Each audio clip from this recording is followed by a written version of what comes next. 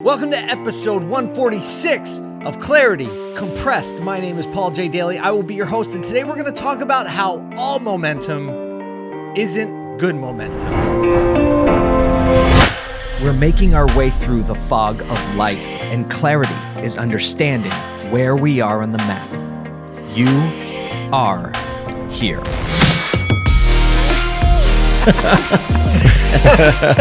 Let the good times roll. This is Clarity Compressed.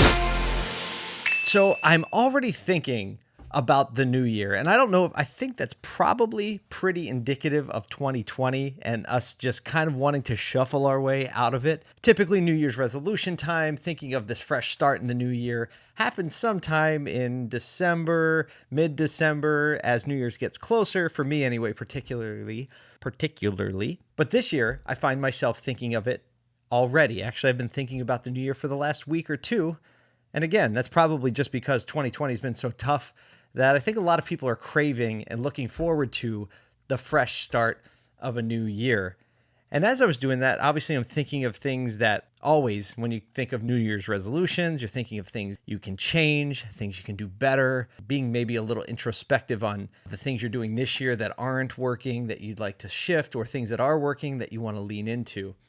And as I'm doing that and starting to make some changes in my personal life, changes in my business, I'm realizing that all momentum isn't good momentum. Often we hear about momentum and people talk about it online, and people just talk about in general, you have to get momentum. When you get momentum, that's a good thing. And you really want to take advantage of the momentum you get. And the picture came to my mind. And if you've ever been to a water park and you've seen the lazy river, if you've seen one, you know what I'm talking about. If not, it's basically where people go and pay to go to a water park to float in a circle in a tube. If that makes any sense. It does. It's kind of relaxing as long as other people's annoying kids aren't splashing you and stuff. But it's usually it is a circle or some kind of shape that goes in one direction. The water current pushes you in one area, and sometimes you just see the tubes floating in there without people, and the momentum of the water, it just pushes all the tubes around this waterway, if you will. Sometimes the current actually can get kind of strong. And as you watch the tubes go by, you watch as they go past the jets, and they don't stop. They just keep going and going and going. And if you want to get out of this momentum, or the water that has this momentum, you actually have to take some action. You have to get out of the tube. You have to sometimes walk against the current. You have to sometimes dodge water obstacles like waterfalls and things like that, so that you can get to the steps to get out and go somewhere else or do something else.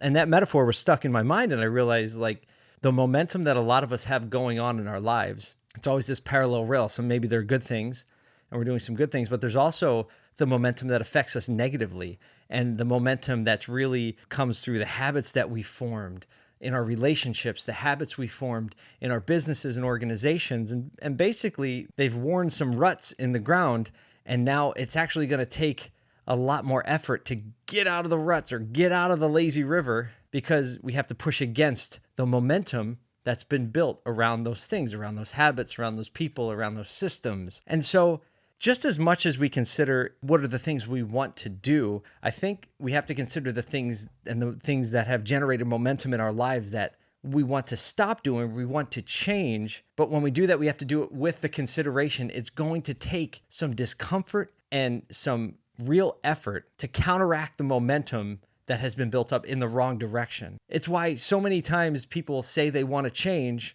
but then the second it takes some conflict or some discomfort, they're like, yeah, you know what? Maybe it's kind of okay. I always go back to what I was doing, or eating what I was eating, or being in the relationships that I was in, or in the way that I was in them. And so as we move into this new year, I think it's a great time to consider what the cost is going to be that actually moves us out of the momentum of the water that's been pushing us in this one direction. It's never easy. It's uncomfortable. It's scary. It's uncomfortable because it's scary, because the fear that comes with change, it brings uncertainty. And, we've talked before about the human brain just wants to avoid change, because change is uncertainty and it's driven by fear. And when we're faced with change, our minds actually have the same reaction as if someone's like holding a gun to our head. Thanks, Dr. Nicole Lipkin, for sharing that one with us. And so understanding that going into it is actually part of the solution to getting through it.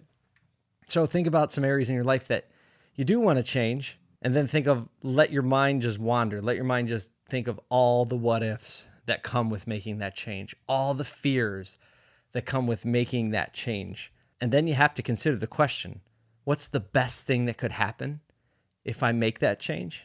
And then on the other side, you have to consider what's the worst thing that could happen if I make that change. And then you can consider what's the best thing that happens if I don't make the change. And then consider what's the worst thing that can happen if I don't make the change. So again, it's what's the best thing that can happen if I do it? What's the worst thing that can happen if I do it? It's the best thing that can happen if I don't do it. And what's the worst thing that can happen if I don't do it? It really, if you feel that, do that little exercise. I've used it often. And if you do that, you can really get some clarity really quickly, get perspective on where the real risk is and where the real reward is. And if you do that special exercise or that specific exercise, I'm willing to bet your decision will become a lot clearer. Let's talk through it again, because if you're just listening, it might be confusing. So in your mind, draw a vertical line and a horizontal line, like a big plus sign. And on the top, over the plus sign, you write best, and on the other side, write worst. So you have a plus sign, 2 columns. One side says best, one side says worst. Down the one side, you say, if I do it, and then right under that, if I don't do it. So basically you have 4 quadrants, and just fill out the quadrant. So what's the best thing that can happen if I do it? And then right under, what's the best thing that can happen if I don't do it? And then next to it, what's the worst thing that can happen if I do it or if I make that change? And then what's the worst thing that can happen if I don't make the change? Let me give you an example, because I might have confused everyone by saying that. So let's do something quickly. Eating dinner together as a family, making my kids eat dinner at the table every weeknight. Okay, so I know some people do this already. We eat dinner at the table just about every night together as a family. It's been so great for us. But if you don't, say, all right, what's the best thing that can happen if I do it? If I make my kids do it, best thing can happen. Well, we have great conversations around the table. I get to understand what my kids are thinking about. We can talk about life issues. We can talk about the world around us. Maybe might be able to laugh together. We might actually work out some issues that we already have or that we have going on, and we've just never had some FaceTime. Great. Best things. Therefore, my kids grow up, be healthier, right? They don't need as much therapy. That's always a good thing. Okay, what's the worst thing that can happen if I make my kids do that? Okay, they get really angry. We fight more than we talk, and maybe they need more therapy now. Great. It's the best thing that can happen. We get close bonded. The worst thing that can happen, we could fight a lot more. Now, what's the best thing that can happen if I don't ask them to do that? We just keep going as it is. The best thing that can happen is maybe we have some more quiet around the house, around dinner time, and everyone gets to do what they want, play their devices, look on the internet, whatever they're doing. What's the worst thing that can happen if I don't make my kids spend some time together around the dinner table with the family? What's the worst thing that can happen? Well, I could be totally disconnected from their lives. They could be struggling with things that I'll never know about. We'll grow up, we won't have any relationship or ability to talk to one another.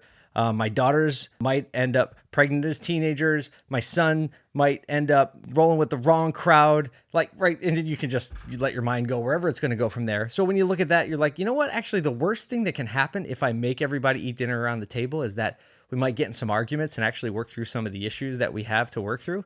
That's the worst if I do it. Well, what's the worst thing that happens if I don't do it? Well, kind of big time disaster. So there you go. Case study or a little example of that played out in real life. Now fill in whatever you want, whether it's a business change, diet change, I don't know. But that little exercise works because it's gonna take specific effort to get out of the bad momentum you have in certain areas of your life. Specific effort. It's easy to generate momentum for doing something that is positive or that you see in the future, but it's very difficult to embrace the effort that it takes to break some of the momentum that's going in the wrong way of your life. So that's my thought for the week after Thanksgiving, heading into December, heading into the new year. I hope you start to consider the momentum in your life, both the good momentum, but also don't ignore the momentum that's going in the direction that isn't working, so that you can really get a clear mind and get perspective on what you need to do and the effort you need to take to break that bad momentum to get going in the direction that you want to be going in. Thank you so much for spending some time with me on the podcast today. It's always a pleasure to spend a few minutes, hopefully helping you get more perspective and more clarity for the things that matter most. I will talk to you next week. You just got a love song.